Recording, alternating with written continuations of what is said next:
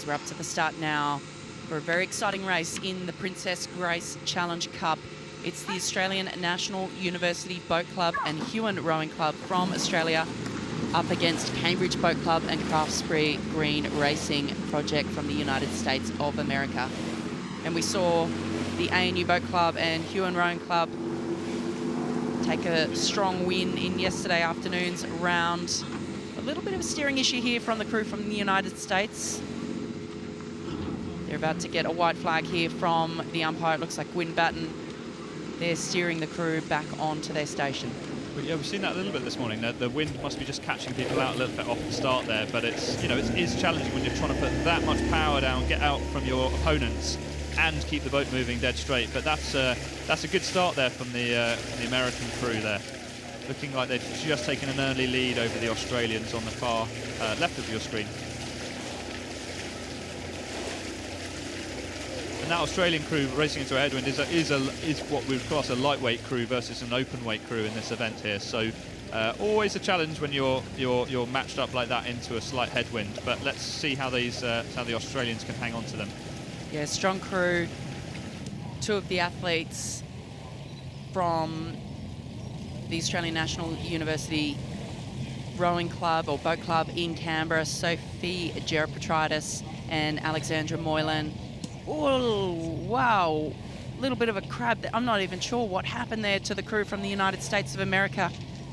But they missed a stroke there, perhaps a little bit of a crab, missed a stroke. Will that give the Australian crew a chance to come back onto terms? Yeah, that sort of thing can be unsettling, particularly for the athlete that's experienced that, as you're trying to readjust your grip and then settle back into the rhythm, and it can affect the whole boat for a little while. But it looks like they're getting back into their groove, doesn't it? The American crew there on the left-hand side of the screen now. Although, as you said, the Australian crew on the right-hand side does look like it's clawed back a little bit of distance from them. Yeah, it still looks like the crew from the US in the lead. We can see the national team colours on their blades. The Australian crew, as you mentioned, Adam, they're a lightweight crew. I think that they won the silver medal at the national championships from memory in the heavyweight women's quad. So a very strong crew here from Huon and ANU Boat Club.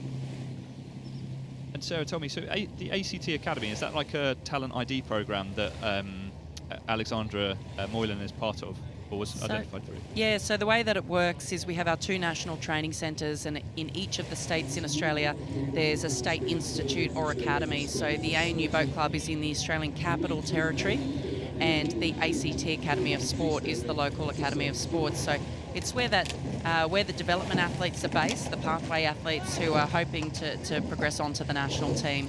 So, and these athletes are using Henley and Hollenbecker, and they're racing over here and at Henley Women's Regatta as well as part of their development towards national team representation. Oh, it's really exciting. Great to have that support and nurturing young athletes in that way, and then getting amazing race experience at these, you know, European international regattas. And to me, the American crew now just looking really relaxed. They're really starting to ease into their rhythm. Elbows are moving nicely together. They're sitting back. You can see that they have that power through the water. Looking really strong, really confident as they come down the track now, establishing themselves well into the lead. The bow seat, Maggie Fellows, we can see her back on screen. She raced in the Princess Royal Challenge Cup in 2021, advancing to the semi-finals. And she also won the championship single at the head of the Charles in 2021. In front of her, Christina Wagner, Emily Dellerman and Sophia Vitus in the stroke seat. And it's great to see so many international entries. I think it's 66 entries from the US at Henley this year, 37 from Australia, records for both nations competing at Henley. Incredible, isn't it? And just looking at them sculling to the finish here, looking so relaxed, aren't they? Very controlled, and that's a great first race for them. They didn't have to race earlier in the regatta. They had a bye straight through, so get the nerves out of the way. They've controlled this race very well, and they're sculling beautifully up to the finish line now.